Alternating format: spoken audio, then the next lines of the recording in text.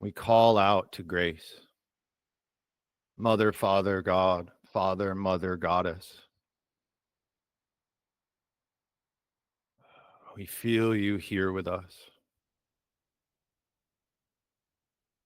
We desire more than anything a sense of unity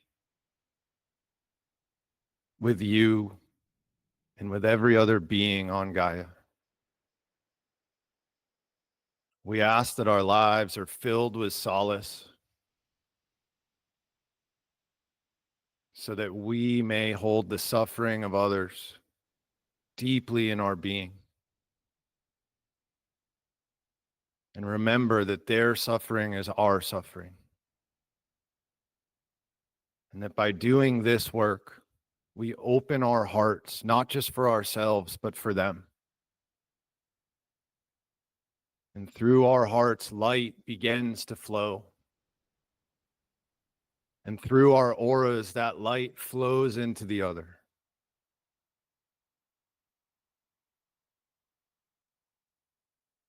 I ask that you allow that light to spread in this container today.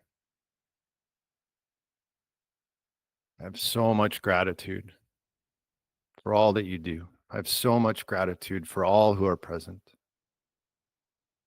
Thank you. We love you. We honor you. Oh. Just taking one more moment to notice anything happening in your body.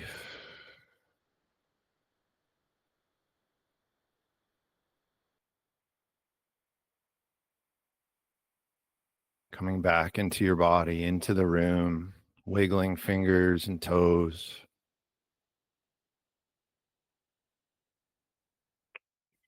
And when you're ready, you can gently open your eyes.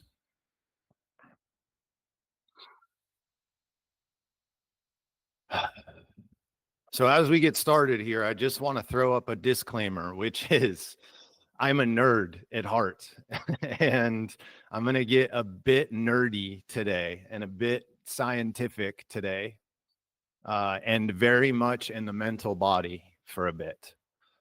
And so as we go into the mental body, what I'm asking of you is that you hold it very lightly.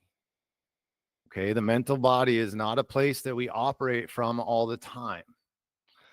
That's where a lot of us do, but the goal is to operate from the heart mind, right? It's the combination of heart and brain, and that's where I want you to try to be.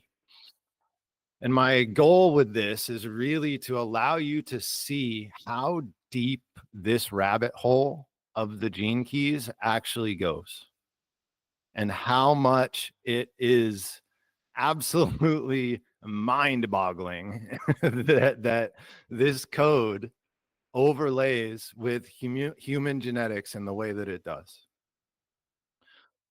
Last thing before I get going here is I'm not smart enough to fully understand this. I certainly don't have a doctorate in genetics, and so I just get to a place of trust here. My intellect only takes me so far. I'm into a place of trust.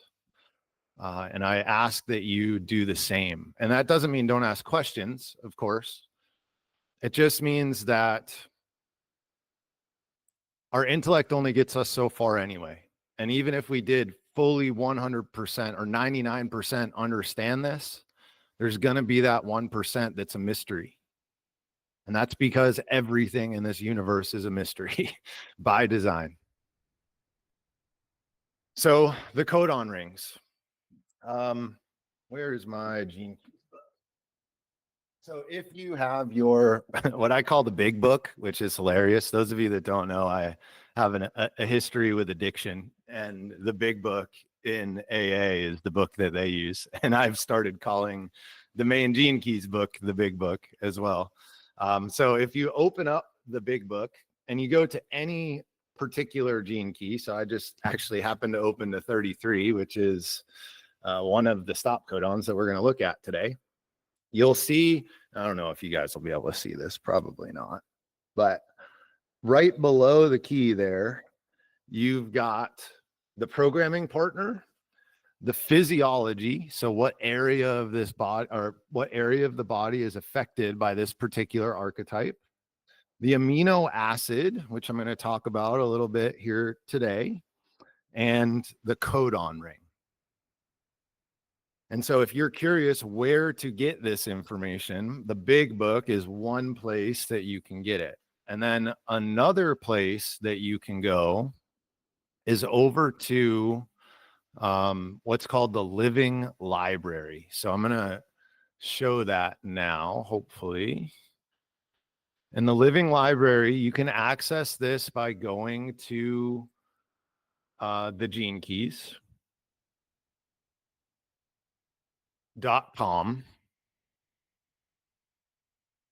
Okay. My computer is taking its sweet time, but I promise we're getting there. So genekeys.com. And if you click on any of the specific gene keys from there, it will take you over to this living library. Can you guys see that? Is it up on your screen? Yeah. Heck yeah. It's not up on mine, but that's okay. We don't need it to be. Okay. So in this thing is very, very, very cool. So you can see here that we've got what the gene key is, obviously. And then over to the left-hand side here, we've got the codon ring. So this is the codon ring of trials. It also gives us the hexagrams from the I Ching, which I'm going to talk about here in just a moment. And then if we come down a bit, you can read specifically about the codon ring and what each of them means. So if you want to dig in a little bit more there, you're welcome to do that. You can look at the different, all of this comes from the I Ching. If you didn't know that, human design and the gene keys are based upon the I Ching. So it gives us the 2 hexagram structures and the original names from the I Ching of what each of these gene keys are. The astrology is here. If you're a human design person, the channels are listed here. The mudras, so each gene key has a different hand position. So all of these things are available to you, and I definitely recommend that you check them out. So there are 22 different codon rings,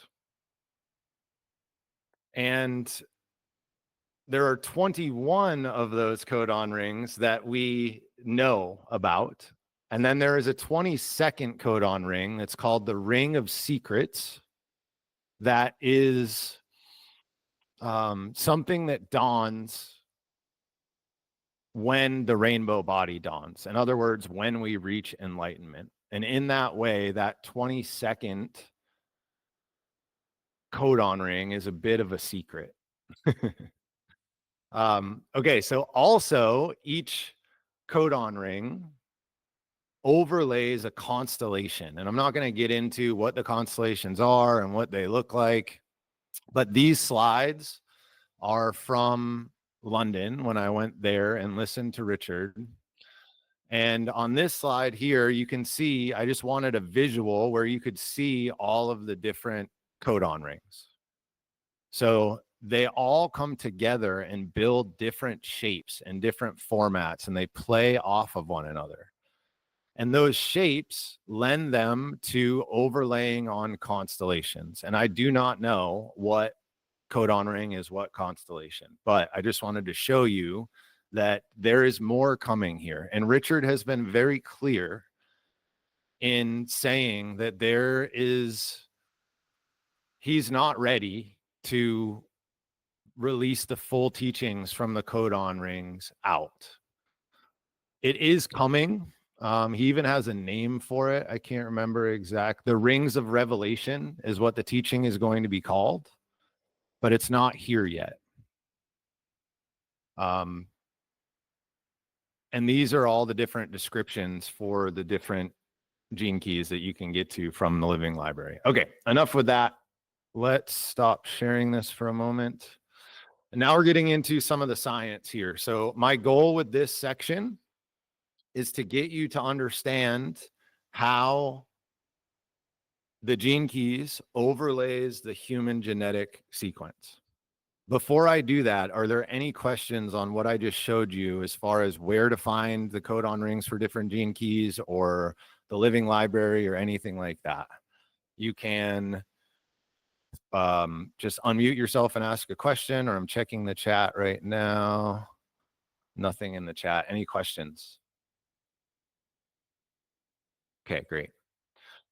So moving into the science, there are what are called base pairs that make up our DNA. So taking you back to high school biology class, if you remember the letters A, T, C, and G, that's adenine, thymine, cytosine, and guanine. And those are the four base pairs, or the four bases, the four nucleotides that make up DNA. And always A pairs with T and C pairs with G. And so that's how we end up with the double helix structure of DNA. So if you guys can picture that double helix, we've got the kind of the ladder arm that comes down on both sides, and then those rungs that connect to one another. And those rungs that reach out, one might be A and the other one's always going to be T, or this one might be T and this other one is going to be A. And those always meet together to create the DNA. Each of those four bases, though, are made up of a binary structure. And this binary structure is very much the structure that the universe is built upon. It's also the structure that music is built upon. It's the structure that computing is built upon. It's there over and over and over again. And if we come down to, where was it?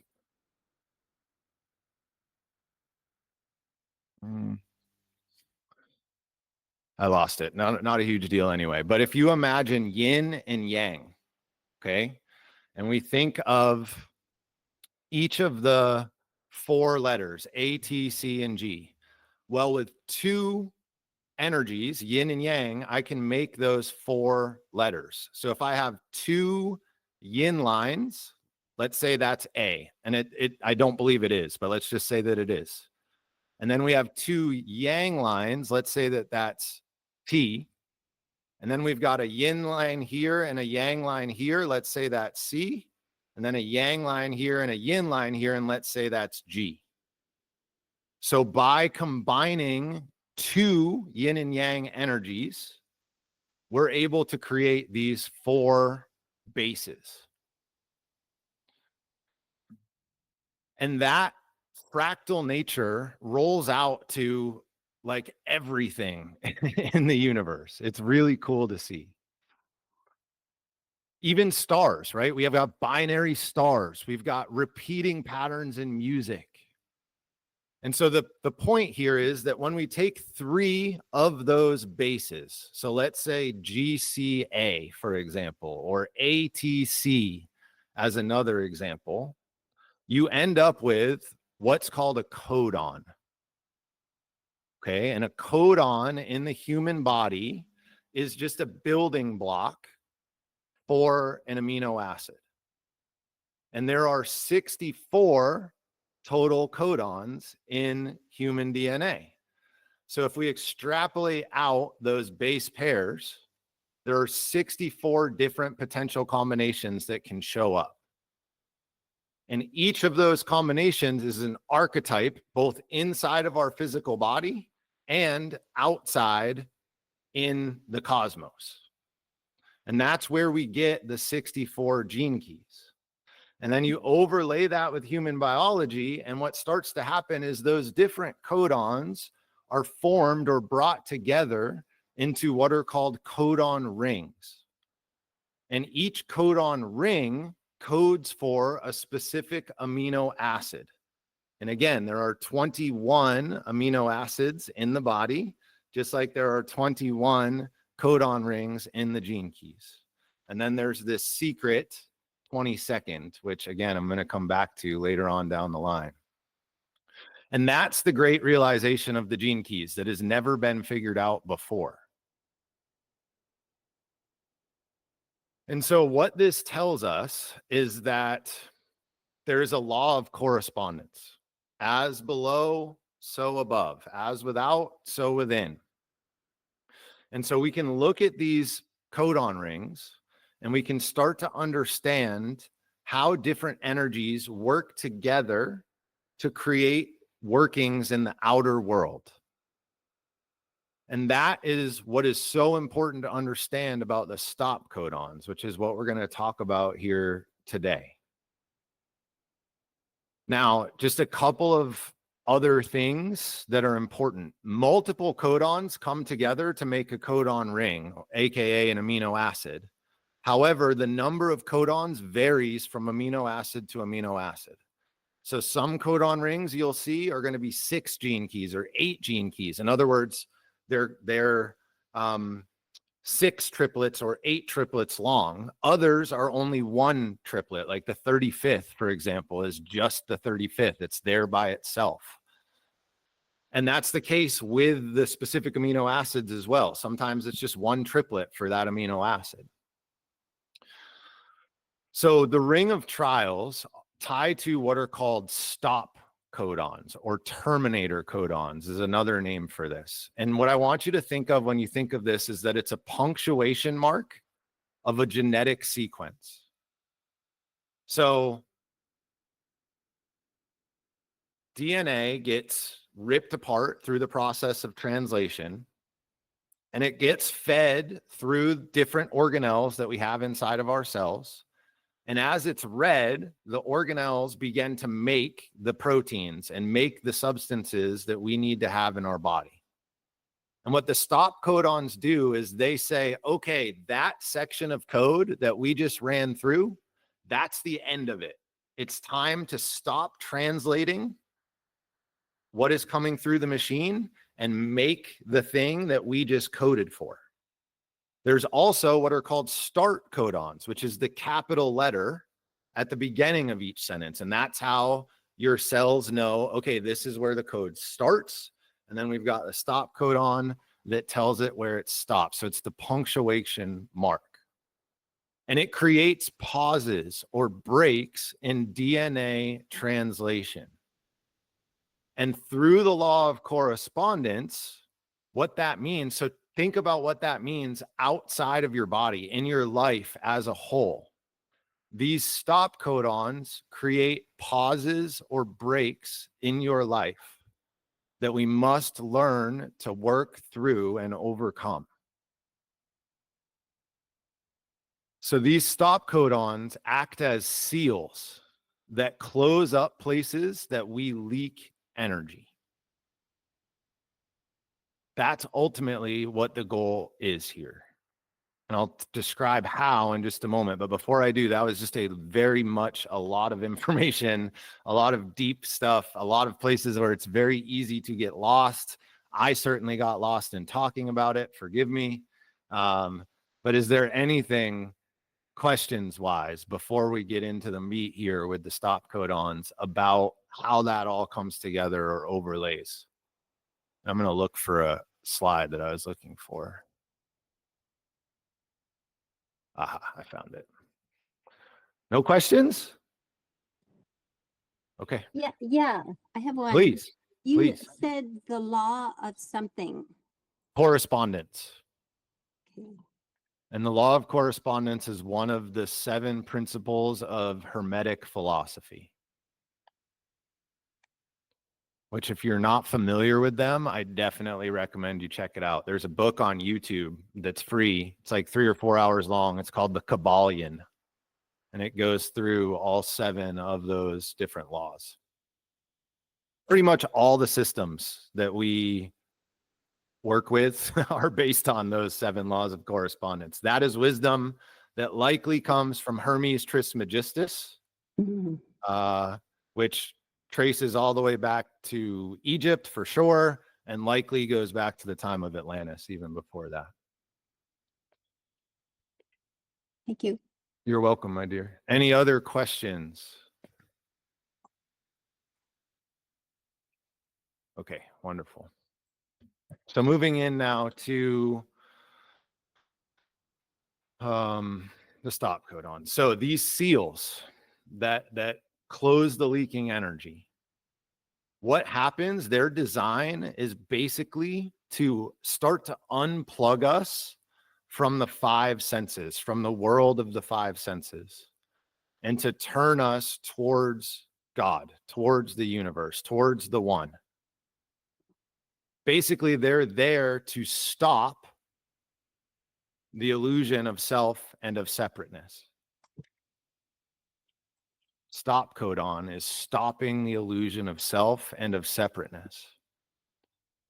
And basically their role is to lay out all of this drama that's happening around us, because that drama is all there so that we can start to begin to see through the illusion of the drama and understand the inner workings of what is happening behind it, the karma, the dharma that is driving all of those activities in the outer world. And these stop codons are tests. Many times, the things that are happening in our outer lives are tests that we must pass in order to continue our evolution and our development. Now, they're not tests that if you fail, there's some, white-haired old man who's going to come down and like strike you dead. That's not the kind of test we're talking about here. It's just a test that's going to continue to come back over and over again until you learn it. And it'll just keep hitting you over the head and say, oh, didn't learn it yet? Good. Coming back. This time louder. This time harder. This time more suffering. But that's not coming from a place of wanting to harm you. Just the opposite. It's coming from a place of wanting you to remember, wanting you to understand. So these stop codons show up in two different ways. They show up in the earlier phases of our development in order to help open our heart. And in this way, they're the things that create these different pauses in our lives and allow us to contemplate and allow us to start to see things with new eyes. And as we respond differently and of a higher frequency, gradually, the things that are happening in our lives also begin to shift and change, and the frequency of them begins to raise. Then there's another role for these stop codons, and this is really what is meant at the deepest level, is that after our heart is open, the stop codons come back, but they come back with a different flavor. So they come back to tie this to the hologenetic profile. They come back as we move from the sphere of your SQ to the sphere of your core. So if you're familiar with the Venus work, we start at our purpose. We start to understand what our purpose is in relationships, how we're meant to be. Then we open into our sphere of attraction, which calls in our karma, the things that happen in our lives. Then we use our spheres of IQ and EQ, our intellectual and emotional capacities, to respond to those karmic events. And when we respond in a high frequency over a sustained period of time, we walk the pathway of love, which brings us to our SQ, which brings with it this flood of love. It is an overwhelming flood of love. And your heart opens in that moment. And we're moving through the world with an ability to return non-love with love. We're moving through the world with a mindset of service, with a mindset of creativity. How can I serve the whole and maintain my values and my truth? And then as we go from that sphere of SQ to the sphere of the core, our awareness is burrowing its way back to what's called the one point. So we're going from our heart back into our belly, back into this place behind our navel that connects us to God, connects us to everything. And as we do that, well, that then comes the dawning of the rainbow body. Then comes the sealing of the five senses. Then comes enlightenment. In other words, when our awareness makes it all the way back to the point of conception, in that moment, we have unity and we are free. So these stop codons really take a much deeper and more intense flavor on that pathway of realization. Because what happens is we have to start letting go of all of the work that we've done up until that point. Everything that we did, all the struggle that we went to, all the suffering that we had, all the epiphanies that came to us, all of that has to be released because all of that is a part of our personality. It's a part of our story. And when we get back to the point of our conception, we no longer exist. We've got to let go of all of that work. And it's so hard because we worked so hard for it for so long. And we want to follow those higher frequencies out into the world, right? This is a very pure impulse. It's an impulse to want to stay in that place and to use those high frequencies to help spread love, to help open consciousness, to help awakening. But in a very subtle way, your desire for that takes you away from your own inner journey. And so these stop codons are here to bring us back. They're here to remind us. So the question that you often, or that I encourage you to ask is my desire for service distracting me away from the inner work that I must do?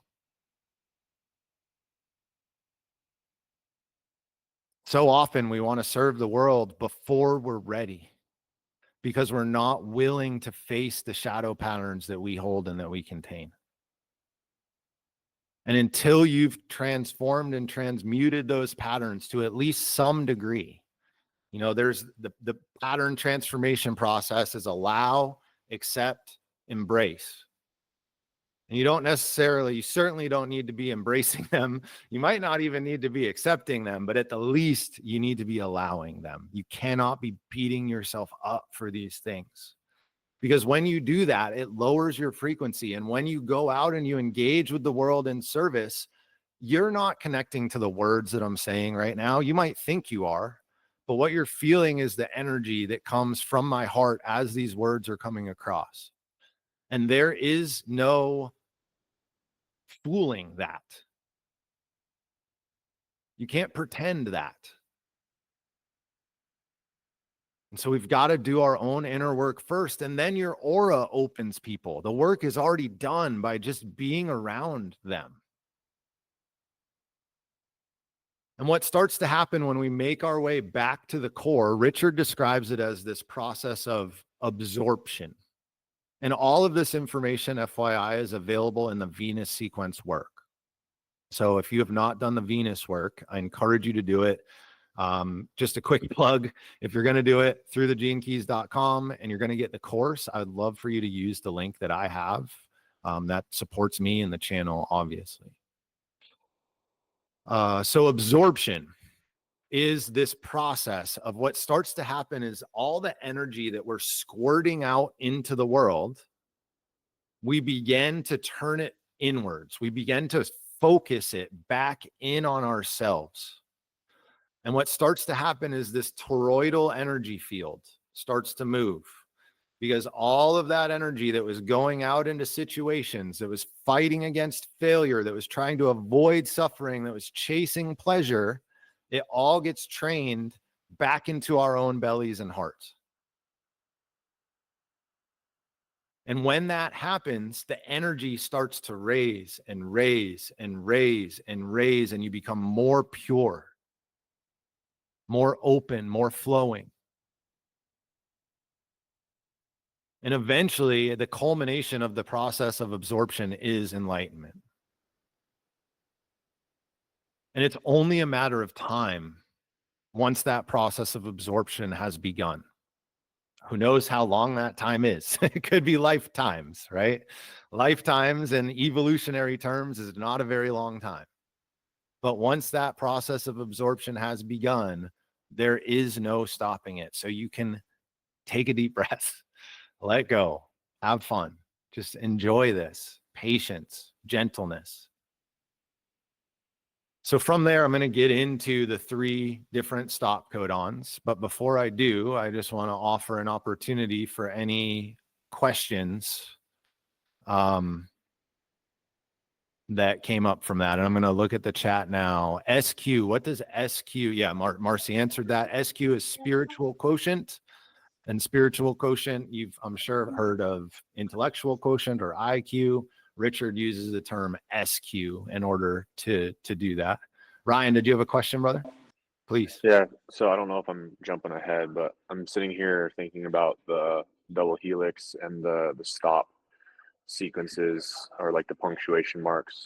And so with those, do they move around in our DNA, and like it allows more of like a coherent reading of our genes, or is it something that there is no punctuation and it continues to run on? Like I'm struggling to understand the evolution of our DNA and the codon rings play in that. So my understanding is that every single one of our cells in the nucleus contains the entire code of our DNA, and it's just replicated in all of the different cells. So I believe that your specific code, your body goes to, you know, the section of DNA that's needed in order to create, let's say, the, you know, a muscle protein, and it peels open that, and that stop codon is always going to be at the end of the sequence that produces muscle. Does that make sense? Did that answer your question? Yeah. Okay, perfect. And that's a deeper one. Like that is more getting into like the genetic side of things, which, as I said, I don't have a deep wisdom or knowledge there, but my understanding is that those stop codons pretty much stay put. And it's just at the end, it's kind of like, so imagine like you're doing one of those things where you're looking at it's all the different letters, and it's like the first 5 words you see are your words for 2025.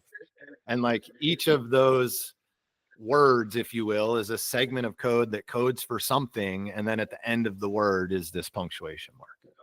To build off of that, Jay, I think better question on my end would be, are we altering the stop codes or the stop codons Within our DNA? Yeah. I think that no, I would say on a physiological level, no. Okay. What I would say is that on a more cosmic level, it alters our connection to everything else around us. So it's not so much the internal change as much as how we are relating to the other codes, if you will, that are outside of us. Be congruence and alignment. Okay, cool. Thank you. Exactly. You got it. Yes, brother. Let me answer another chat question, and then I'll come over to you, Carmen Ray. Okay, so Mary Alice said, I do not have any of these gene keys in my profile, but I assume this ring applies to everyone. Is there a difference in how it applies if we do not have? So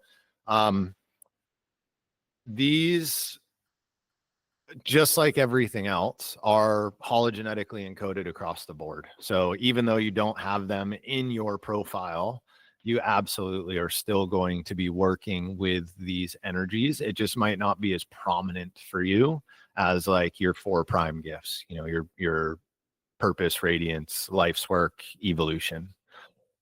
So literally any gene key is contained within you, and you have that archetype. It's just not as prominent sometimes. Mary Alice, was that helpful? Is there anything else there? Nope, that was perfect. Sorry, I'm Okay. just eating a salad. Yeah, no worries, no worries. Thank you. Sharon shared, as we lift up in frequency, I think we bring a new set of skills and awarenesses to the test. Lighter and lighter, less suffering, but still wonderful challenges. Yeah, I agree wholeheartedly, Sharon. Is there anything that you wanted to speak in there, my dear? It's wonderful to see you, by the way. I feel like we haven't connected in a while. I know, I love being here. I'm so grateful. Thank you, Jay. And I love your most recent YouTube you posted, which you were at the ocean with your hand getting tired. I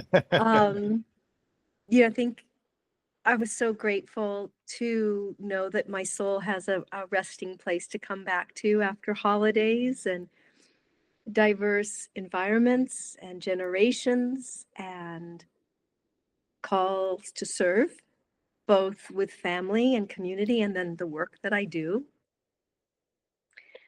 And I can really appreciate this beautiful one toe down into the world as I lift up, and then all of a sudden both feet are down on the ground. I'm like, oh no. Ah! My thoughts aren't very kind, and I was like, but how quickly, just by inhaling and realigning, that which is only and always here. It is us that gets thicker and put the coats on and wear all the identity and the ego. And this conversation about the codon rings, I'm very excited about. I love that it is omnipresent for all of us in our DNA. It's like a bridge between the physical human experience and that which is. So I'm just tickled that I have you, Jay. I'm so grateful. And all of you, and that we come here together for this, and that we're all serving in our unique ways. And ultimately for me, in the work that I do, I can tell the resonance of my heart when I do my work. It's true what you said, Jay. It's in the room. And even though when I'm doing my work and I'm maybe at a lower frequency, I'm skilled enough to be able to still have an impact. But man, there's just this beautiful sweetness when I'm there and it's there. And so thank you. I just really appreciate you being able to say thank you. You're very welcome. Let's get on with it. Thank you for being here. Thank you. I want to share a quick story that brought up for me.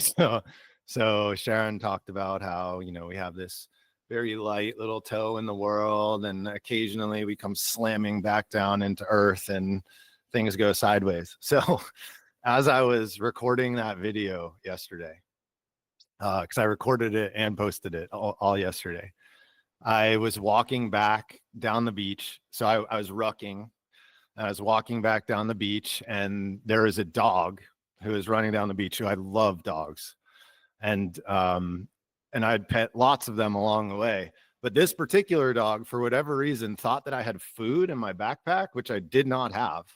And so it came running up to me, and I reached down to pet it, and it gave me not like a hard bite, but like a little nibble on my arm, And in that moment, after I had just filmed this video, I had meditated for so long. I was in such a beautiful heart open space. And I barked at that lady and was like, you might want to keep your dog on a leash. Like, come on, dude. Are you kidding me? After all that? Oh man, it was hilarious. Susan. I just do want to say, awesome. Yeah, it is hilarious. It is. We are humbled so quickly, and gotta laugh.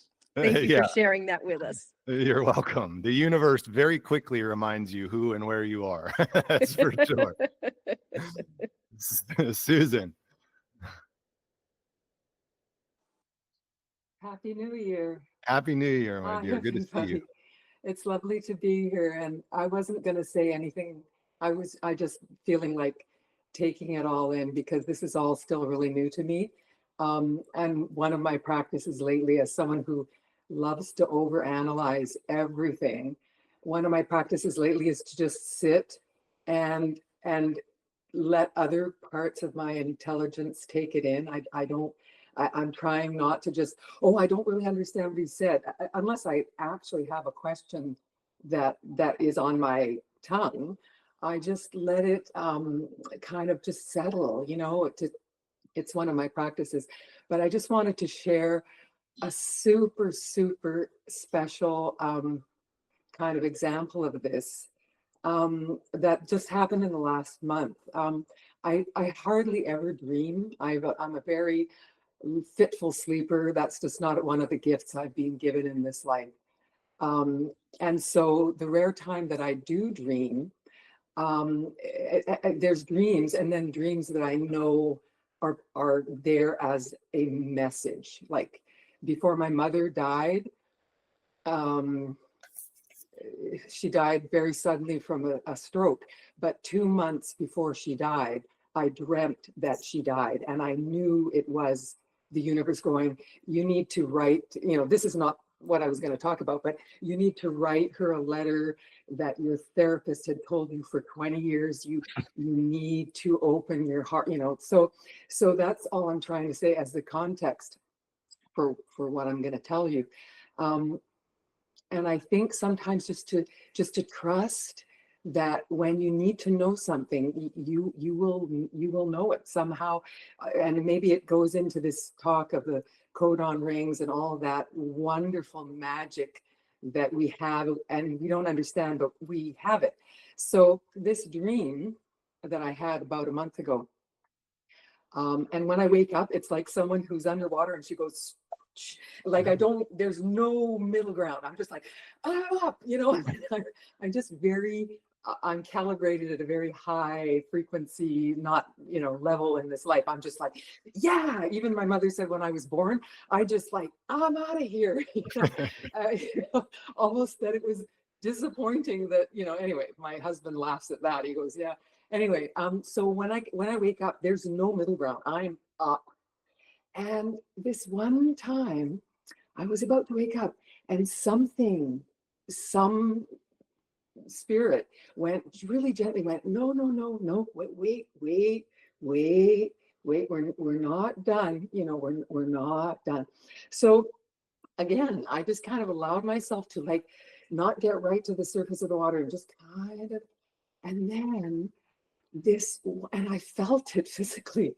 I'm lying there and I'm just really aware of my heart chakra. And I was dreaming, but I wasn't really dreaming. Like, it was so real. And my heart chakra got warmer and warmer, almost an ache. And I thought, no, I'm not having a heart attack. I don't, you know, I don't think so. I lay there. And as it got warmer and warmer, just floating in front of me, the size of a small or very, very large grapefruit, the earth was just floating in front of my heart chakra. And it was so beautiful. It was exactly what you see, you know, from outer space. And then I lay there and my heart got warmer and warmer and warmer. And it just ever so slowly just entered. I just took the world into my heart chakra. And that was just sort of the end of the dream. But it was so beautiful and so not like anything that I would ever manifest. Like, I've got a really, I'm a Leo, so I've got a huge heart, that's the heart sun energy. But I'm very kind, but I'm also really, you know, I'm very Virgo in a lot of ways. I'm just kind of, so it was so not something I would normally experience, is all I'm trying to say.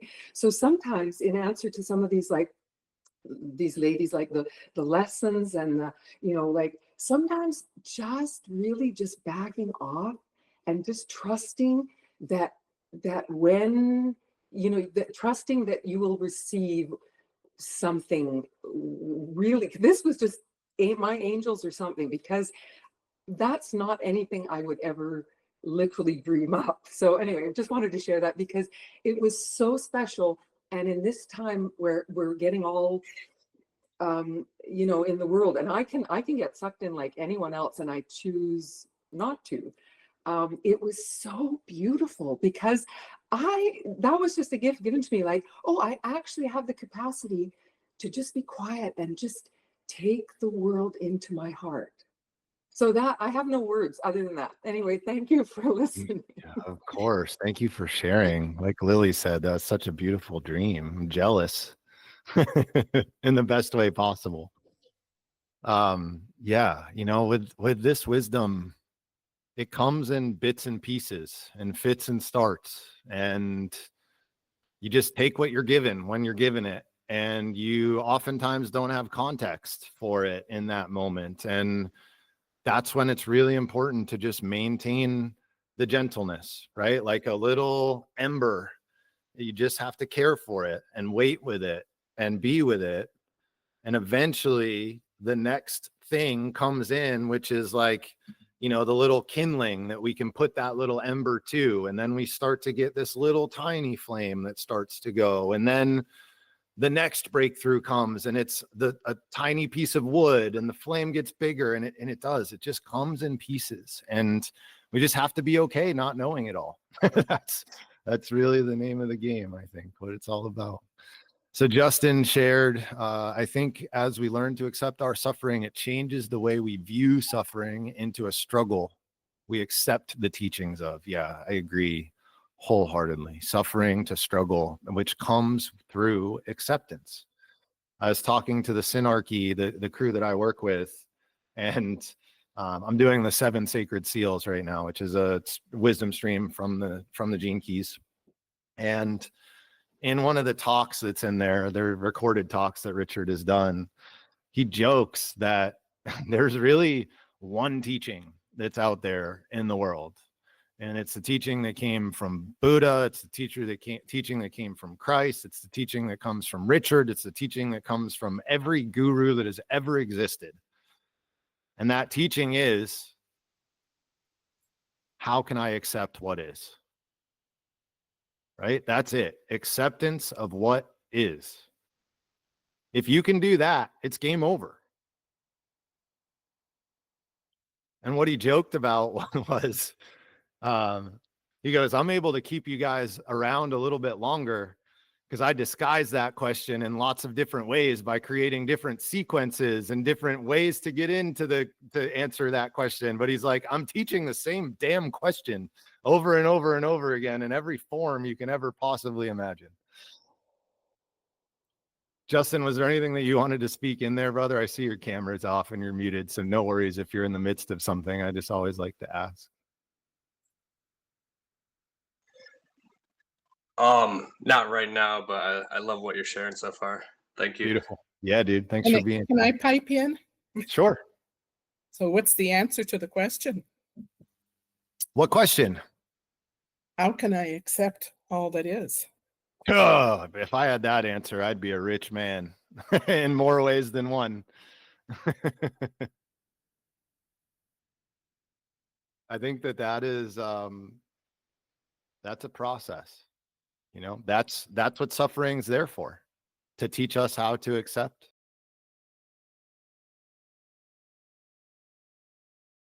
All of these things that we're talking about are just tools to be able to go through that process. And for most people, it's not a sudden leap, right? It's a steady, that's why I said it's outside of our control. It's in our control in that we can gradually take little scoops out of it, right? And gradually improve and get closer and closer and closer. But it's outside of our control to make a quantum leap into just accepting everything. Right. The Right. only way that can happen is that can happen. And there have been experiences of instant awakening, but that happens through grace, not through us. Yeah. Yeah. So we had Marcy ask, could this mean also that we accept that some things we can't accept? Yes, absolutely. So the deal there, Marcy, is the process that's talked about in the 25th Gene Key, which I know is one of your loves. 25, he talks about allow, accept, embrace. So what comes before acceptance is just allowing.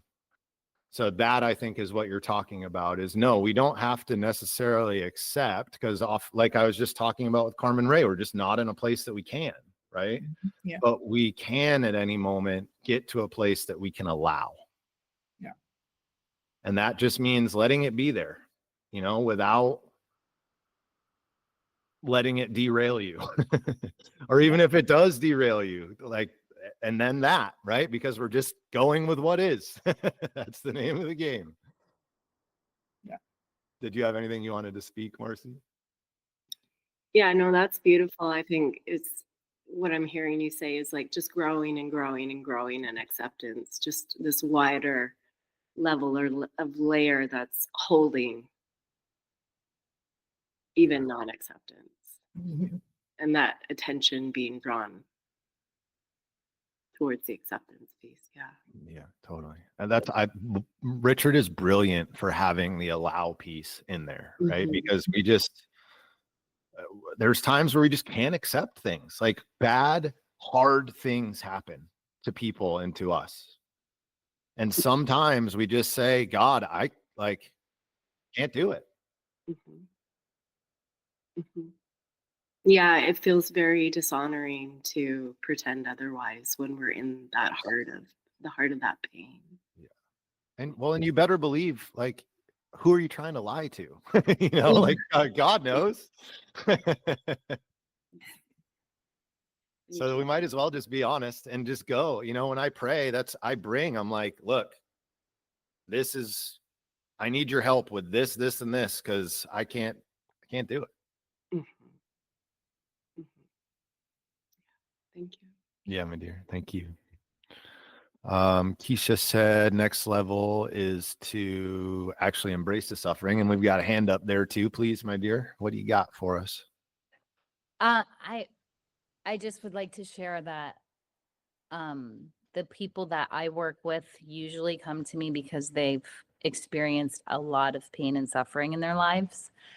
And after they share their stories with me and what they've been through, which is usually why people end up in my office, as soon as I say to them that it's so unbelievably incredible that you've experienced all of that and you're sitting here talking to me about it in the way that you are.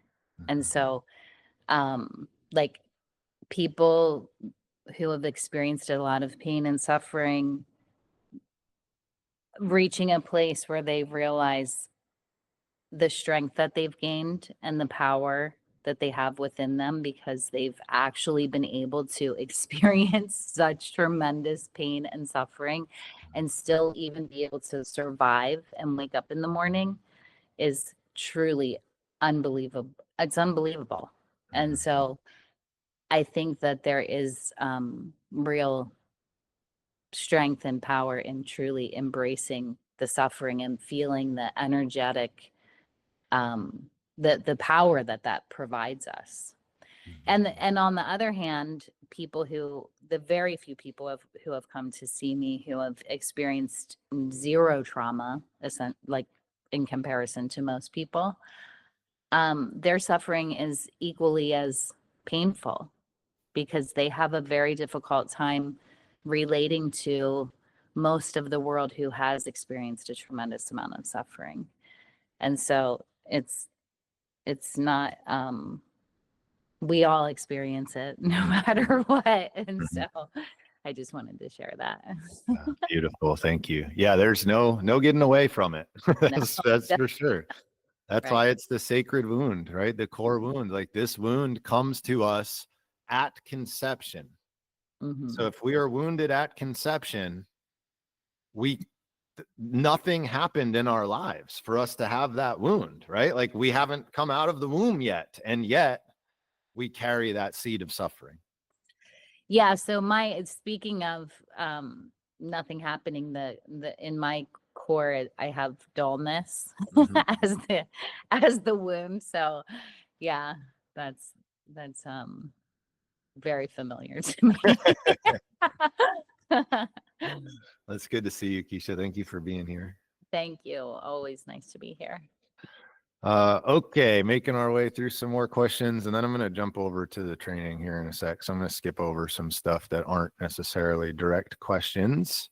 Sharon said, how might we utilize the stop codons skillfully to support our evolution? So I'm going to speak into what the three of them are, Sharon. And in that way, I think that that's really the way to use them on a deep level, is to sit with these three gene keys specifically and keep in mind the kind of what the stop codon represents as you're taking these gene keys into you. And then just allow the contemplation process to do its thing from there. Hopefully I'll be able to give you some starters as I go through them. I'm just going to very quickly touch on them. And then my hope is that you guys will take some time with the keys themselves to allow them to bubble and percolate. Just getting through more comments.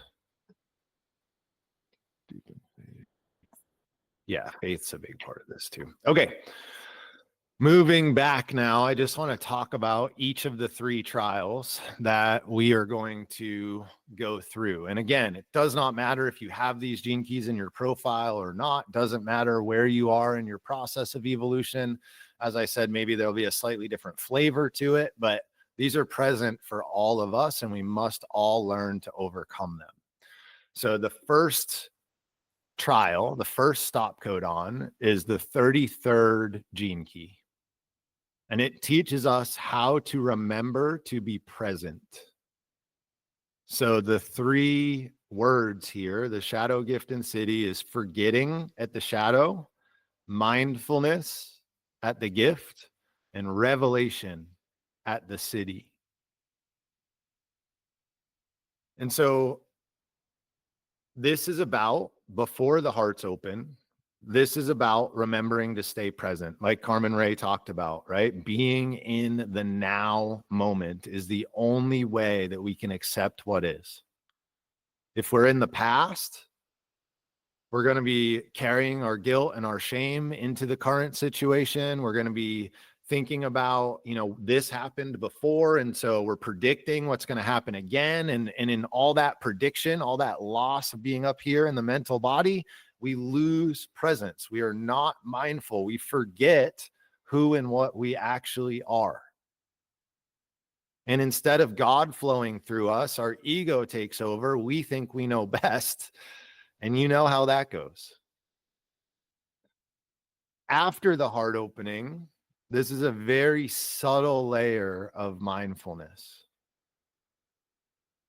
right? This is a understanding.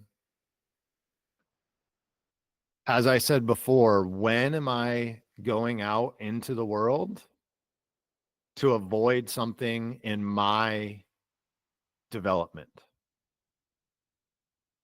Or when am I going out into the world because I can't take the suffering of somebody else?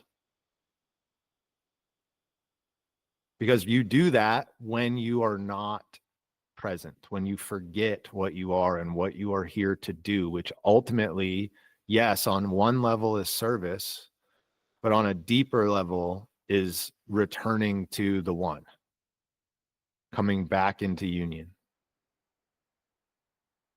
So this gene key is about seeing through the Maya, if you're familiar with that term, the illusory nature of the world. In the Bible, there's a book called, I think it's Ecclesiastes, and there's definitely Bible people here, I'm sure, that are more well-versed than I am. But that entire book, if I have the right one, is about the transience of all things. It's often translated as vapor, vapor, vapor, everything is vapor. And it's Solomon talking about the world. That's what we're talking about here. In Hermetic philosophy, it's called the law of mentalism. The fact that all of this is a creation from the mind of God that then transfers into our own mind. And it's evidenced in things like when we get a microscope and we look at this microphone, this is 90% plus empty space on an atomic level. There's not actually much here. But I see it and perceive it as microphone because humans are weird. Okay. So the goal here is to stay with awareness at the deepest level. So as we're walking this path back to the core, We have to stay with awareness so that awareness can see through your eyes.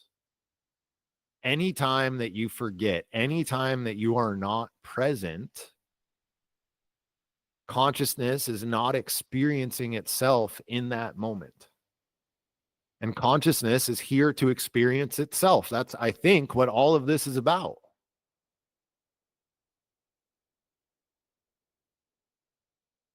Every time we're not present, the direct vision gets severed. The connection to the one gets severed. And we lose out on all that potential capability.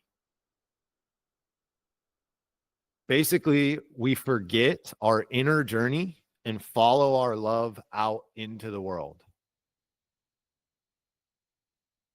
Any questions on this first trial, the 33rd gene key?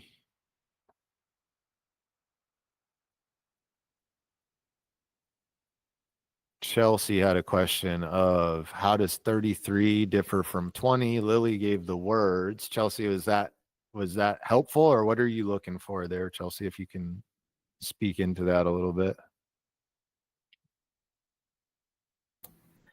Hey, yeah, I think I'm just looking for a little clarity on the difference between the shadow. So the 33rd sounds like it's more the shadow of forgetting, but then the 20th shadow is more like living on the surface of life, or can you clarify the shadow part of Yeah, that? so the 20th shadow, I think, is about, to me, and again, this can be different for everyone that's in this room, but for me, superficiality is about attaching yourself to the five senses and the world of the five senses. Okay. Whereas forgetting is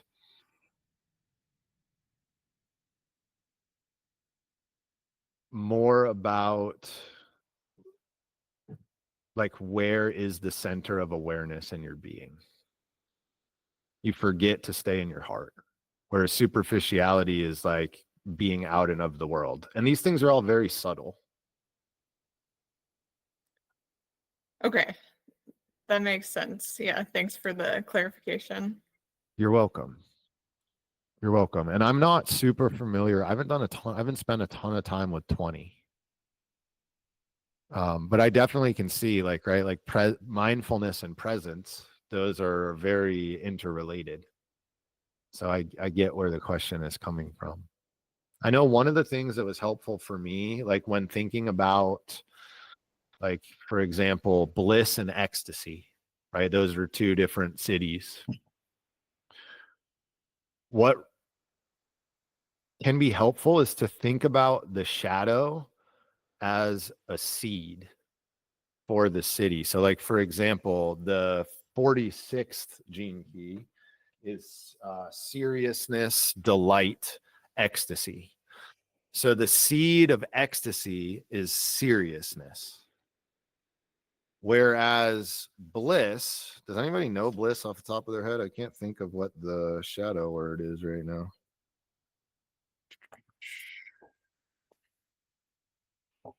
Dissatisfaction. So the seed of bliss is dissatisfaction. And so in that way, we can sense how bliss and ecstasy are a little bit different, because bliss starts with dissatisfaction, whereas ecstasy starts with seriousness. And so if we apply that to your question, revelation starts with forgetting, whereas presence starts with superficiality. So that, like I said, 20 to me feels like it's more like this same idea, but it's more about outside, whereas 33 is more about inside. Does that make sense? Yeah, that makes sense. Yeah, thanks for bringing in the other gene keys. That brought more clarity. Okay, sure. Beautiful. You're welcome.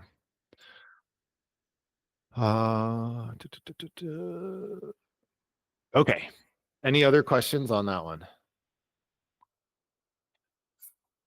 Beautiful. Now going to the second trial, which is titled The Distractions of Life. And this is the 56th gene key. Distraction enrichment, intoxication.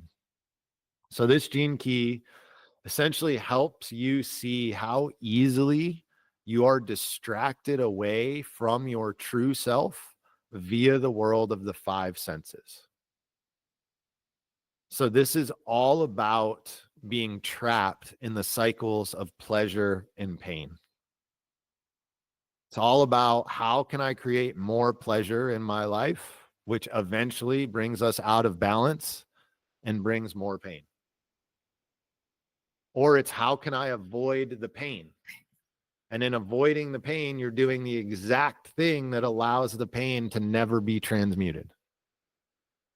So we get distracted out and we try and heal the wound with alcohol or with exercise or with sleep or with sex or with medicine, you name it. We're doing anything to distract ourselves away from the suffering that we feel at the core of our being.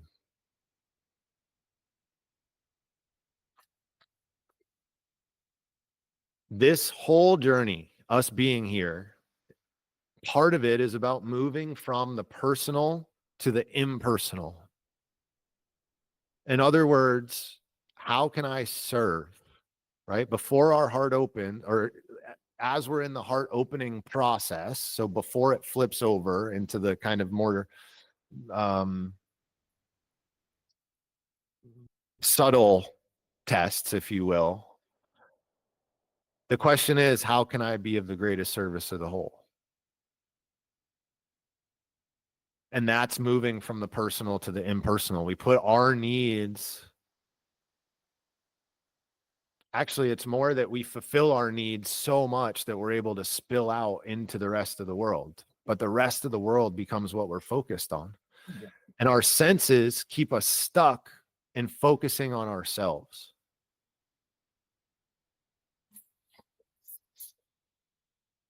At the higher frequencies, the kind of intense bliss that happens, so after the heart opening, the intense bliss that we feel all the time, the intoxication, it distracts us from moving on. In other words, it feels so good that we don't want to let it go, that we want to stay in this place of connection, in this place of service. And there's nothing wrong with that. And like I said, likely most of us are going to stay there for a few lifetimes because it feels so good. But eventually, we've got to give it up. And we've got to keep moving on. We've got to realize that sometimes the call of service is about us feeling important. It's about us needing to be heard, needing to feel like we have an impact in the world. And again, on one level, there's nothing wrong with any of those things. And on another level, on a deeper level, there is no you to get accolades for in the first place.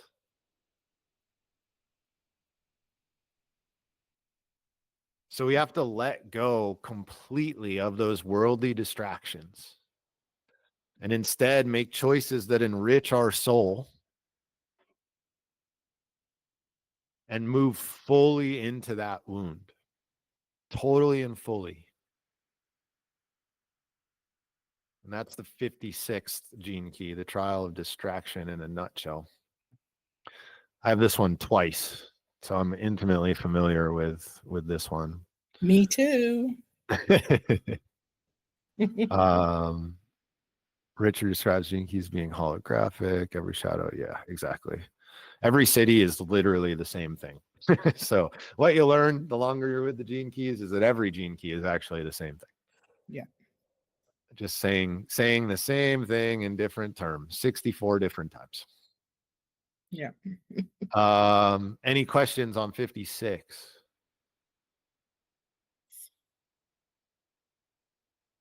All right, one to go. Hitting pain spots in the body. I'm just looking through. Would you say we almost let ourselves get intoxicated by our wounds and our suffering as the only way to fully embrace them? Would you, Justin, will you say more about that, brother?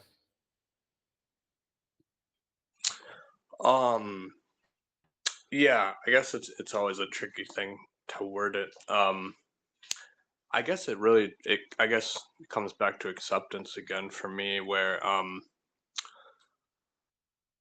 I guess it's just a process of like gradual, there's layers to acceptance maybe, and probably viewing it. I don't think it will help most people to say like accept like literal suffering or pain, especially like physical pain. That might not be helpful because the extremeness of that is too much to accept. But I guess it's kind of almost anything we're resisting or putting any energy against, in a way we're kind of fueling it. And I guess I view acceptance as the opposite, moving in the opposite direction of embracing it, being intoxicated by it. I mean, someone mentioned BDSM. I guess that could be one way to view it. But yeah, I don't know. I guess I don't know if I clarified much. But. Yeah. I understand what you're saying now. So you're saying it's like the wounding itself, the suffering itself becomes intoxicating and leads to acceptance. Yeah, it can. Like some people who go like do an ayahuasca journey, it can be extremely scary and painful and horrifying. And yet at the end of it, they describe how they would never regret doing it again. They learned so much from it. So I guess that example comes to my mind. Totally. Yeah. I mean, at some level, that's the key to all of this, is being able to, to be with it. I know you said that, like, it's hard, like the physical pain, especially. And dude, trust me, I get it. Like my life has been physical pain for quite a while. It's much, much better over the last year. But even that, like, that's the ask, is you don't have to accept it, right? To go back to allow, accept, embrace, but we've got to get to a point where we can allow it. Yeah, I agree. Or else, like you said, right, where the avoidance just brings it on tenfold. Mary Alice, BDSM is like, sadomasochism is the SM. I looked it up. I'm Okay. good. Yeah. I Don't didn't get it. Don't Google that. That's a bad idea. I did it on my phone because I was thinking I probably should do it on my work computer. That's hilarious. And then Justin said, makes sense. Thanks. Okay. So going into our last trial here, it's the 12th gene key, the third and final trial, which is the most subtle of the trials. And although they're numbered, it's not like you do all of 33 before you move on to 56, and you do all of 56 before you move on to 12. They're all coming all the time. The 12th, though, is going to be the last one that you finish, that you get through. And this is titled, this trial, The Vanity of Ego. And it is vanity, discrimination, purity. And what needs to happen here at the 12th gene key is the surrender of the separate self. So instead of following us, our five senses out into the world, we realize that in order for our five senses to operate, there needs to be something happening and then a sensor. And in that way, we're living in a duality. And we've got to start to bring that into unity. We've got to start to surrender that separate self and come into our heart space and start to see via the Buddhic plane, which is the interconnected plane. If you can feel this in meditation. My first experience of it was with plant medicine. A lot of people have this experience with plant medicine. But it's this just knowing that everything is intimately interconnected, and it's the same thing at the center of all of us.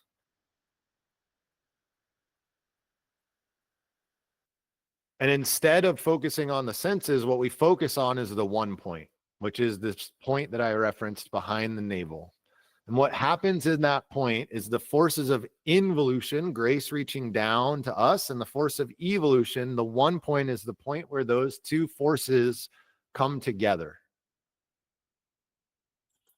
And when we learn how to focus there and how to operate there, our aura is what does the work out in the world. It's kind of like what I was just saying to Carmen Ray. It goes from what are you doing out in the world to how are you being out in the world. And it is through that quality of being that starts to open other people and open other situations that are in your life. So the goal here is to discriminate between what keeps you trapped and what brings you freedom. That's what the gift frequency is all about. What is keeping me trapped in my ego and what is bringing me closer to purity, which is freedom. This gene key, the shadow of this gene key, vanity, this is where spiritual elitism is born. This is the place where we start to think, I've done so much work on myself. I'm so much better than all of these other people moving around the world.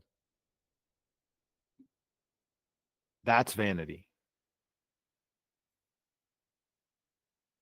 There is no difference between you and them. It is the same exact thing. And the sooner you recognize that, the sooner you're going to be able to show up in a way that you need to show up in order to raise your frequency and be the person that you're supposed to be.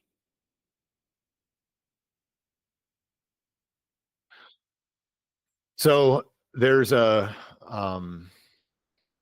this idea in a lot of the wisdom traditions of the lore of the cities. And the cities, that's a Sanskrit word, actually. And so this comes from that tradition. And city in Sanskrit means attainment. So it means like getting a special power.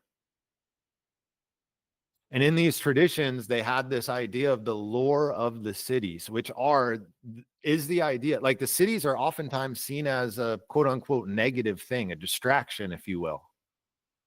Because these special powers stop you from going all the way back to the point of conception. You're not quite there. You're close, right? Because at this point, you literally have powers that humans don't normally have. Like think superhero.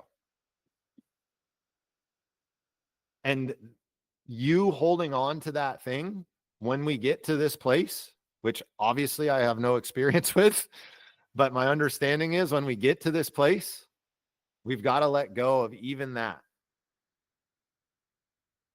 Can you let go of being a superhero?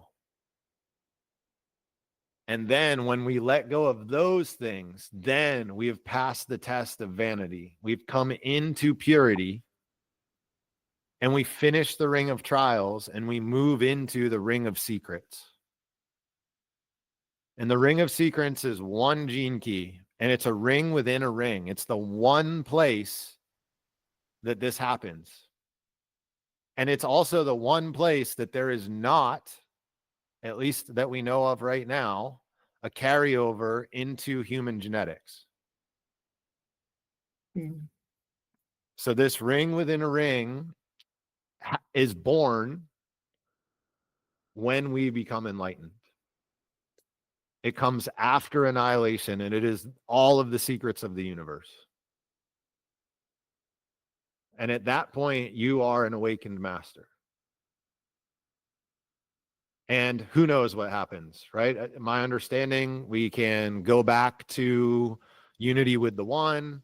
We can decide to be avatars, Avathoot, and come back and help others.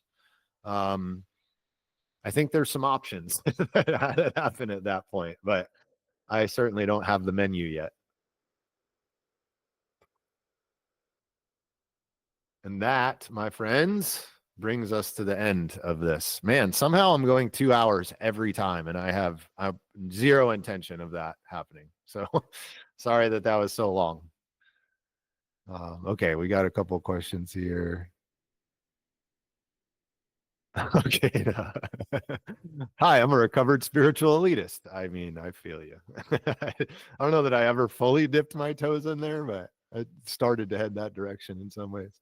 Chelsea said, I felt more grounded by connecting with my senses, but maybe I'm moving in the wrong direction. So there's phases with all of these things, Chelsea, right? There's different points and different times where different things are appropriate depending on what phase of evolution we are in.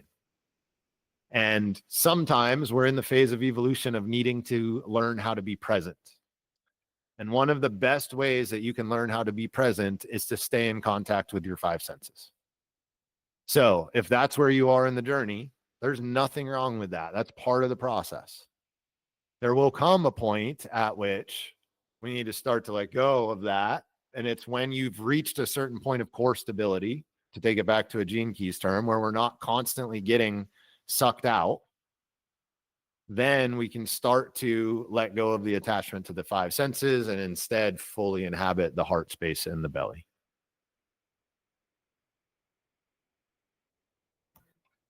Makes sense. Yeah, that's probably why I have that 20th gene key as my purpose. Yes. Yes. Also, the purpose is all about physical embodiment. So it makes a lot of sense that you're feeling a call to the senses there also. For sure. Thanks for your affirmation. You're very welcome. We've got another handful of minutes. Does anybody have any questions to close us out? Yeah, Please. just to tie it all in, you were talking about the line of realization from SQ to vocation. Mm-hmm. Vocation you would call core. Mm-hmm. Well, so in the Pearl sequence, it's titled Vocation.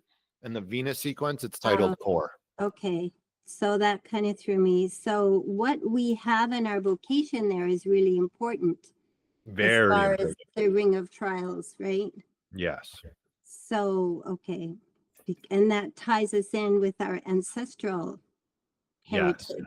Right? Yes. So that point is that's your sacred wound. That vocation sphere is AKA core wound. That's the thing that you were conceived into the world with. Obscurity. Yes. And what's the line there? 4. 4. So that is the wound of rejection. Oh my God. Yeah. Yeah. I'm letting go of that story. So the way then to get back to this one behind the navel is through addressing these 3 different shadows of forgetting, discrimination, and vanity. Among also just raising the frequency through passing through the entire hologenetic profile, which again is even raising the frequency, passing through all 64 of these archetypes. Okay. Yeah, that was a lot. Yeah. That teaching? Yep. Yeah, it was. Like I'm I so far behind. I think I'm ahead. You're Yeah, I not. like that. Spiritual elitist in recovery. So, Yeah. boom. Yeah. I know enough now to know that I don't know shit. For another thing. That's what I know. Yeah. See, it kind of is very timely and poignant because I've come across someone in my life who calls me a friend, and I'm not so sure I have a different definition of friends. But she and my judgment is coming out, maybe this spiritual elitism thing, and I'm judging her for where she is on her path, like addicted to doing high-level seminars and multiple plant medicine journeys, and it's like she can't get enough of that, and she's way up here, she's not grounded. Yep. And she looks to me too much, like I'm not comfortable with her looking to me for her grounding, or for her, you know, she'll say something like, because what I do, I work in the ocean, I work in the deep water, and she'll say something like, my happy place is when I'm with you in the ocean. And it's like, that's putting your happiness on me, and I don't want that. And I'm finding myself pushing her away because she's in a big transition. And I'm having trouble, you know, getting away from her issues. I'm having trouble trying to figure out how to navigate that. So the ego thing comes in where, oh, so I'm a friend, you know, what would a friend do? And in the old paradigm, I'm not doing that because I would be depleting myself. And I'm just kind of negotiating, how do I be with myself in the process of coexisting, you know, in the same universe with her. I don't really know what to do. So this is really applicable. Yeah. Most important thing is to just don't allow whatever happens to pull you out of your stability and out of your center, and just respond and reply from that place. That's what it's all about. Because I can so easily get just like a vampire, you know, just get sucked, just I feel it. So I've been distancing myself physically so that that doesn't happen. And then I feel guilty about that. Yeah. So that's a very valuable learning. Like there needs to come a time at which you work with that so that you don't feel like you need physical distance in order for that to stop happening. You've got to learn how to do it with everything happening around you, because the reality of the world is that's going to continuously happen. One thing that might help here, and I know we're at time, if anybody's got a boogie, feel free. Thank you for being here. I'm very grateful you guys were here. I've got one spot left as far as deep work stuff goes. So let me just throw that out there if anybody's interested. Email me on that front. So I watched, it was on Instagram. I saw a woman who is a psychiatrist or a doctor, does a lot of work with children. She was on the Tim Ferriss podcast, if anybody's familiar with that. And she said something that was very interesting, which was a confusion with the word guilt. So what she said is that guilt is actually a very helpful emotion. And it's there anytime we act in a way that is counter to our values. Yes. So the example that she used was, I got into the back of a taxi and the guy was doing something that I didn't like, and I yelled at the guy. And when I got out of the taxi, I felt guilty. And the reason for that is yelling at somebody is not true to her values, right? That is not how she wanted to live in the world. And so we have the feeling of guilt to bring our awareness to that so that we can act differently the next time it happens. That's guilt. Now, we use the word guilt for another example, which is, let's say your child asks you for something. They want you to buy them something. And you say no. As a parent, I might say that I feel guilty because I didn't get her something that she really wanted and asked for. However, I said no because I see that this is something that was not good for her in some way, shape, or form. So in that way, me saying no was actually true to my value system, right? It's who I am and it is what I believe. So that feeling is not guilt. That feeling is you taking on the suffering of the other person. You are not allowing them to process their own emotion. And in doing that, it harms you because you're taking on something that's not yours, and it harms them because you're not giving them the time and space to learn how to process that emotion on their own. Wow. There's a lot there for me to contemplate. Thank you. You're welcome. Yes, my dear. Sharon said, could we summarize the gift of contemplating the stop codons in a nutshell? Meaning like what you should do with them, Sharon? Yeah. Okay. So my advice would be to hold lightly as you're contemplating here two different things. Number one is the meaning of these stop codons, meaning that they are trials that we must go through. So holding that lightly on one side, and on the other side, holding the I would only do one gene key at a time, choosing one of these and holding that gene key.